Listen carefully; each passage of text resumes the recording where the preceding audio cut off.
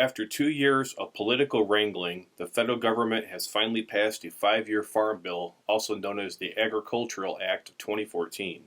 Even if you don't participate in the kind of programs the Farm Bill funds, you should be encouraged with what's taking place in Washington, and here's why. This farm bill, from what I've heard, is probably the strongest to be passed in decades in terms of conservation measures. The conservation title contains $56 billion for programs like the Environmental Quality Incentives Program, the Conservation Security Program, and the Conservation Reserve Program.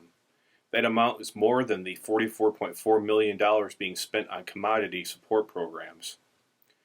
Vincennes, Indiana no-tiller Ray McCormick, who served on a special Farm Bill task force for the National Association of Conservation Districts, shared these insights about the Farm Bill.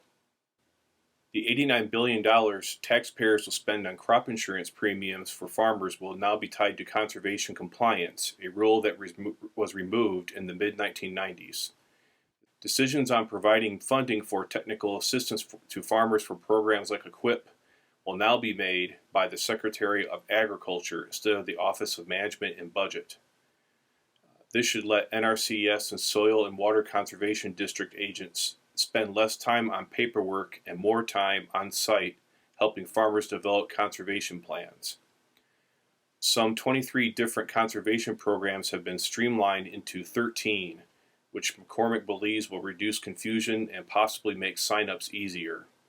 What seems to be most exciting, McCormick says, is that major influencers in agriculture are getting together in the same room to talk about conservation efforts.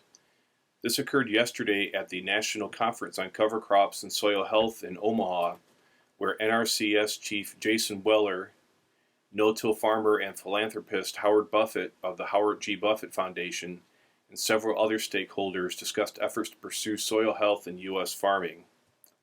Ray says that national resource priorities are now with soil health, which is huge because the programs will be addressing soil health issues, and no-till is one of the key components of building soil health. Cover crops, nutrient management, buffers, swath control, precision guidance, and prescription farming is what we're about, and it's being driven by the Farm Bill. Let's also note that the USDA convened a task force last year to address conflicting rules about cover crops and crop insurance, a move that could eventually lead to increased cover crop adoption. McCormick says some attendees who were speaking during a national broadcast at the Omaha conference look forward to the day when landlords may ask a farmer why they're not using cover crops rather than why they're using them. Will this pursuit of soil health mean one day that farmers will pay lower crop insurance premiums if their no-till system saves more soil?